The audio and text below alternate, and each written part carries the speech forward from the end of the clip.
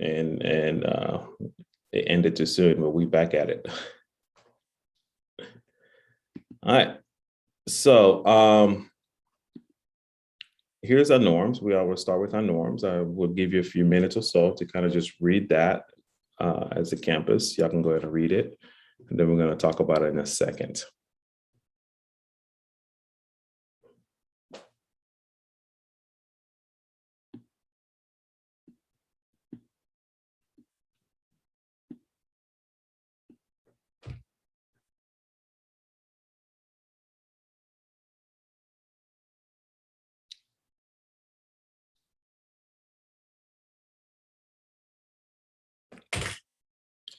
All right, so when you had a chance, I'm assuming you had a chance to read norms for today. I really like the bottom part. Learning can be challenging. It requires you to be vulnerable, right? It's just being honest and being vulnerable, and we're open to learning. Mistakes are expected. I have worked with so many of you, you know, mistakes. I made a lot of mistakes, but it's part of the learning aspect of it, right? It's expected and it's also respected. And most importantly, it's inspected. So you learn from your mistakes. And I think that's the best way to grow, allow you to make mistakes. And it's just being vulnerable to allow you to grow as well. If you like any of these norms, feel free to steal it. You can always use it in your meetings and so on. I don't know if you guys have seen an instructional vision. It's something that was implemented, has been pushed across the district. So I wanted you guys to be familiar with that. So I'm gonna give you a minute or so to just read our instructional vision.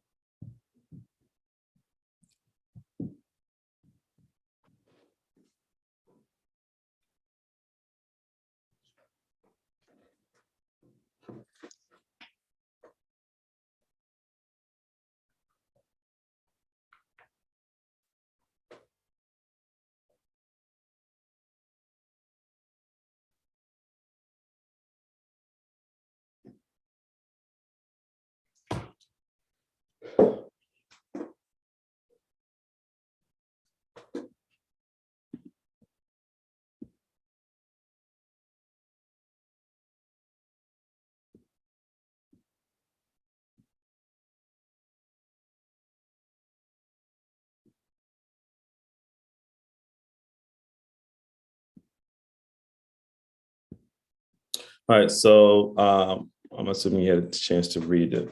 The instructional vision for me, it reminded me of Future Ready, right? When you had a chance to read this, you can think about all the things that you have been doing in your classroom to get your student ready, be future ready.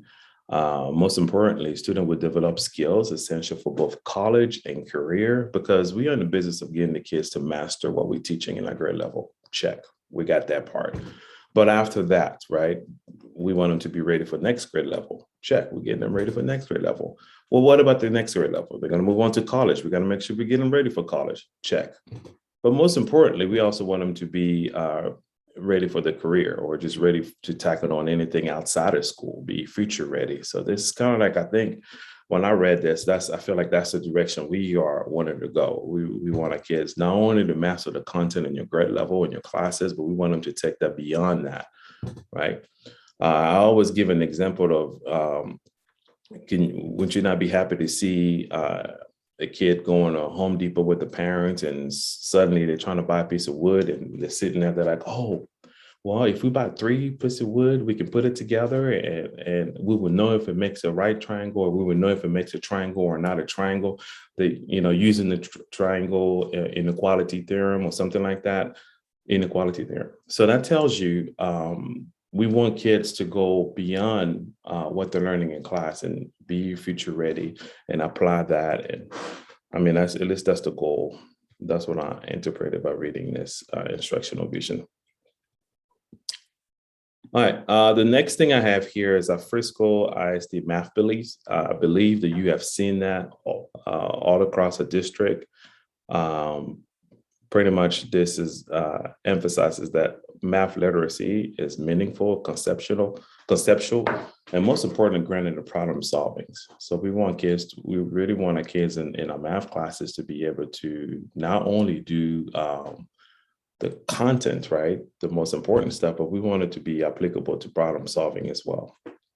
So I just wanted to make sure we put that out there.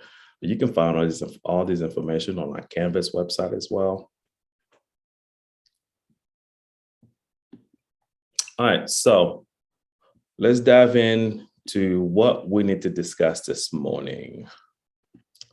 In your own words, I would like you to define a prerequisite pre-assessment. What does that mean in your own words? But before you do so, please take a minute or two. Just read the quote or read what's written in the box. Just if you don't mind, just read that, and then we will be able to. I'm gonna give you a minute or two to discuss in your group. How would you define prerequisite and pre-assessment?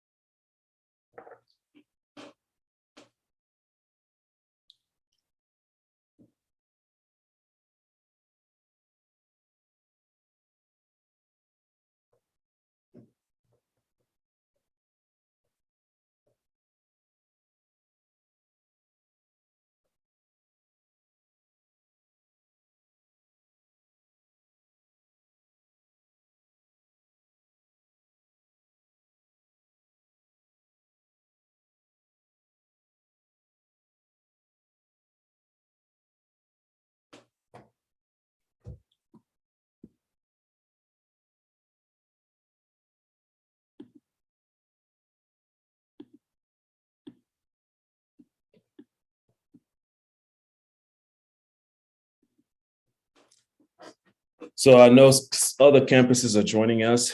I know you just got in. Right now, I have asked our campuses to read what's written in the quote or reading in the box. And then in your team, go in and have discussions as far as how would you define a prerequisite?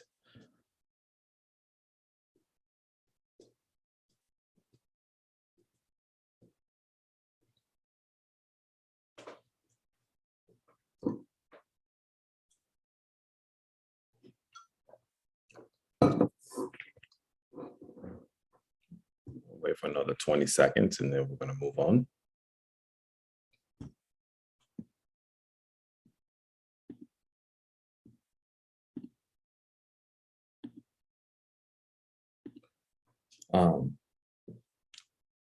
It is an eye opener when you read this. It tells us that 70% of the learning gains in reading relatively to a typical school year. However, mathematics is the opposite. I kind of, wonder what's happening in the summer. Like, why suddenly our math students are coming back with less than 50% of learning gains as opposed to in reading, right? It's really alarming. It's really an eye opener. This should be, we as educators, we need to stop for a second and reflect and ask ourselves, what is going on, especially our math teachers.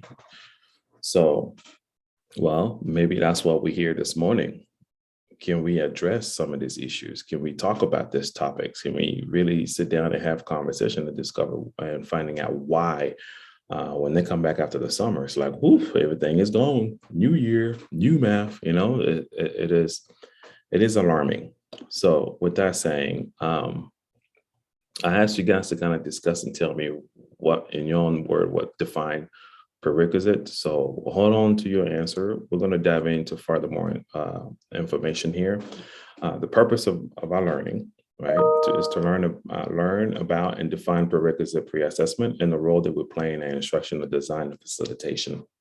So keep in mind of what you just read earlier in the box, all the gaps and all of the gaps for the student are coming back after the summer in mathematics. There's not really much of a growth and so on. Keep that in mind because like I said, it was alarming and we need to talk about those things, and perhaps prerequisite could be a conversation to start with. So prerequisite, what is that? What does that really mean? Well, we use that to target specific skills, right? And vocabulary and concept that are necessary to master the new learning. I know many of y'all can relate to what I'm about to say. Do you remember or do you recall when you're about to teach a new concept in your class, you're getting ready, your student comes in and they're ready to learn, like you thinking this lesson is going to be the best lesson ever, right? They're walking in your class, you introduce your lesson and so on, and suddenly you notice it's not going the way you wanted it to go. They don't get it. They don't know how to do this. Well, my kids are really struggling. Maybe we need to extend the instructional calendar to, if it was scheduled for 3 days, maybe we need to go 5 days with this, right? So that's really acting behind the schedule, or we need to be intentional about it. So one thing we can discuss today is a prerequisite. What if I was able to predict ahead of time that we have a hard time with this topic? And what are the areas that we can address prior to introducing this so we can make sure that the skills, the vocabulary and concept that are necessary to master this new learning. This is the direction, or this is where we're going with this morning, right? So there's a video I want to play, but we don't have to watch this because I want to give most of my time to Peter.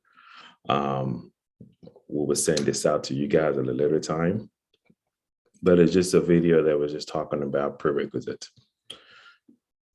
So tell you more about the process that how do we come to making those prerequisite stuff? Because we had over the summer, we had amazing curriculum writers. Some of you in your room with you guys had a chance to write these prerequisite skills or prerequisite questions. So first, we identified the power standards within the unit. Let's say that you're getting ready to teach Algebra 2. Well, which unit? Unit 1, fine. Let's go with that. What power standards do you have in Unit 1? You might have 2, 3, whatever number of power standards you have in that unit. We pick each power standard in the unit. For each power standard that we picked in the unit, we find a vertical alignment to those power standards, right? So some of them may have gone down to perhaps 6th grade, whatever that is. We're able to find the appropriate vertical alignment to that standard. And we deconstructed both of them, the grade level power standard and the prior or the vertical alignment power standard that goes along with that. After we deconstructed them, we then were able to design specific skills, like identify the skills that are necessary, the concept, all of that is necessary to ensure that in grade level, be able to be a smooth learning and leading to mastery. With that saying, the curriculum writers were amazing. They had a chance to create approximately, we didn't want too many questions for each power standard. We kept them under 10, if I'm correct. Less questions, but open-ended questions. We didn't want multiple choices. It's all about giving you, the teacher, getting the true data, the true perspective and reflection of where your student are. So you have to be intentional about it, right? You can't give it the day before you introduce your new concept, right? So you have to talk about it in your team to discuss, when should I give this prerequisite? Does it need to be a week beforehand so that I can find ways to get them ready by the time I introduce my new learning? Should it be 2 weeks beforehand? That's something you can always discuss. Now, these questions, we didn't put them in Mastering Connect. They are documents or PDF, whatever we have. I'm gonna tell you exactly where you can find them. Easy stuff. You can just print it or put it in Canvas. However you want to work with this, it's up to you, but it is available for you. Open-ended questions. Again, those are questions that are based on prior knowledge, right? There's vertical alignment. We deconstructed them, so we were able to break them down where they can help you get a true perspective and idea and be ready when you introduce a new concept. And also, I can also tell you why, the reason why we're pushing prerequisite is due to all we know is coronavirus, right? It's this, we had so many gaps. We don't know if, students were at home, were they really learning at home, all that stuff. So instead of you struggling on a daily basis, maybe you can alleviate some of that by knowing ahead of time. So let's give you an example what that looks like. Here's a power standard in Algebra 1. Determine the domain and range of quadratic function, represent the domain and range using inequality. So we have identified a power standard in the grade level. Check. All right. So prerequisite standards, in other words, we're going vertical alignment. We're able to find that in 8th grade, 8.5, there is a standard that goes along with that. This standard is called identify function using sets of order pair, tables, mapping, and so on. This kind of color coded. I don't know. Everybody have their own way of deconstructing or unpacking the standard. It's your own way of doing that. But most important, we're able to find our four, here they listed 4 skills. Identify input-output pairs of graph as order pairs, given a table of value, determine whether it's a function or not, given a set of order pairs, determine whether it's a function. So they listed all those skills. So with those skills, the curriculum writers went ahead and created questions to go with this. Remember, open-ended questions, no more than 10 questions for this power standard. So you as a teacher, however you want to give it to your student, that's up to you and your team. But once you get that data, I think it will help you be ready when the day of comes in for you to introduce your content. I think you'd be more intentional about it. I think it would help you. It really will guide you through allowing your student to move more into a learning of or mastering the content. Right. So I know you sound I know you're looking forward to see where are those documents, where can I find it? Not, you can start thinking about how soon or when would you like to give it to your students before you introduce your content. That's totally up to you, but here's how you can find it.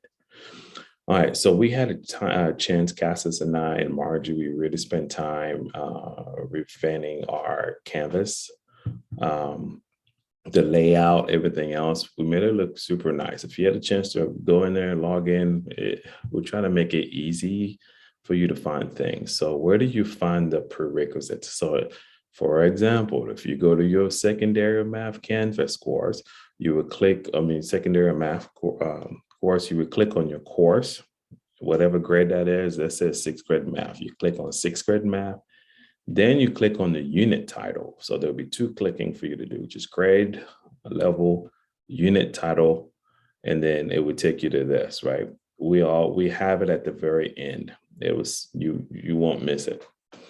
So once you click there, you can be able to find the prerequisite, and most of them are PDFs. So, and you can go from that. You can assign it however you want to do it, but I think this is best for you. It's a tool. All right, with that saying, let's go ahead and do some reflection here. Remember, prerequisite pre-assessment address what students need to know and be able to do to get started. That's the whole purpose, just for you. What students need to know and be able to do to get started. So I want you guys to reflect. Here's my question that I want you to think, and I'm gonna give you a minute or two to discuss this in your groups, right? What is one new thing you learned? It could be none, but at least participate, right? What is one new thing you learned? How would you use prerequisite pre-assessment? So go ahead and have a conversation. You never know. I might ask a campus. There's quite a few of us. There's a lot of us here, but I'm gonna ask a campus to share what they would like to do, how would they use a prerequisite pre-assessment. Go ahead and have a conversation if you don't mind, please.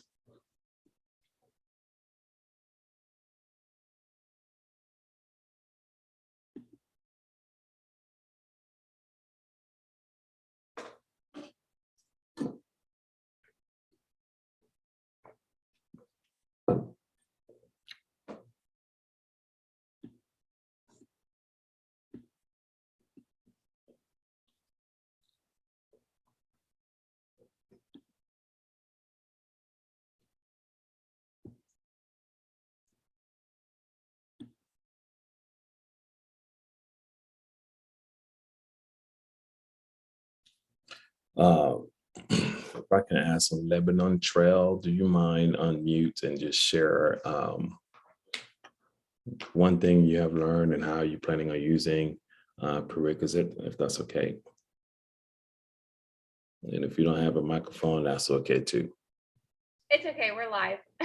Awesome. Can you hear me? Yes, ma'am, we can hear you. Okay.